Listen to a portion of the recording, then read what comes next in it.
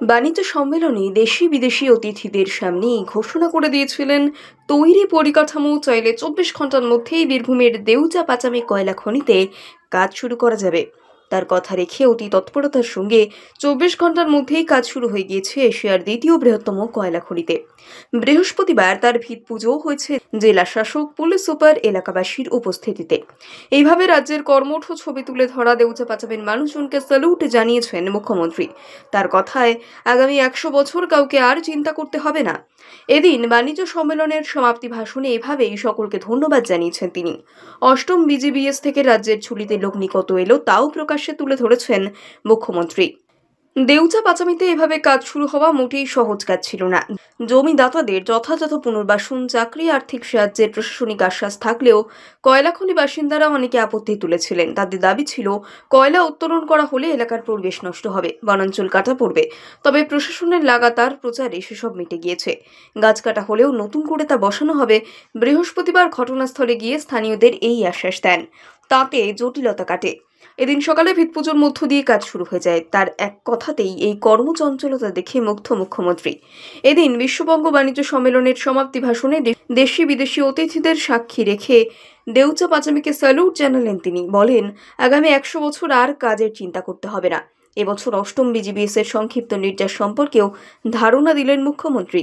জানান, দেশ বিদেশের প্রায় ৫,০০০ প্রতিনিধির উপস্থিতিতে ২০১২ মৌ সই হয়েছে। শুধুমাত্র বুধবারের হিসেব অনুযায়ী ৪,৪০,৫৯৫ কোটি টাকার বিনিয়োগের প্রস্তাব এসেছে। আগের ৭টি বিজিবিএসে প্রায় ১৯.৫১ লক্ষ কোটি টাকার প্রস্তাব এসেছিল।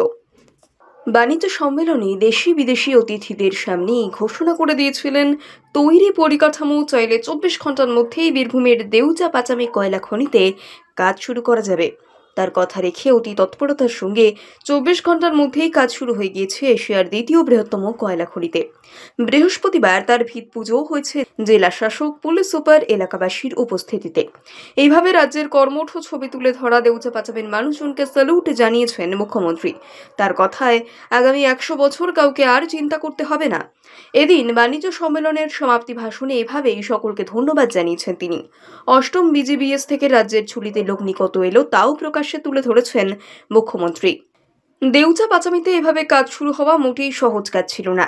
জমিদাতাদের যথাযথ পুনর্বাসন, চাকরি, আর্থিক সাহায্যের প্রশাসনিক আশ্বাস থাকলেও কয়লাখনি বাসিন্দারা অনেকে আপত্তি তুলেছিলেন। তাদের দাবি ছিল কয়লা উত্তোলন করা হলে এলাকার পরিবেশ নষ্ট হবে, বনাঞ্চল কাটা পড়বে। তবে প্রশাসনের লাগাতার প্রচারে সেসব মিটে গিয়েছে। গাছ কাটা হলেও নতুন করে তা বসানো হবে। বৃহস্পতিবার ঘটনাস্থলে গিয়ে স্থানীয়দের এই আশ্বাস দেন, তাতে জটিলতা কাটে। এদিন সকালে ভিতপুজোর মধ্য দিয়ে কাজ শুরু হয়ে যায়। তার এক কথাতেই এই কর্মচঞ্চলতা দেখে মুগ্ধ মুখ্যমন্ত্রী।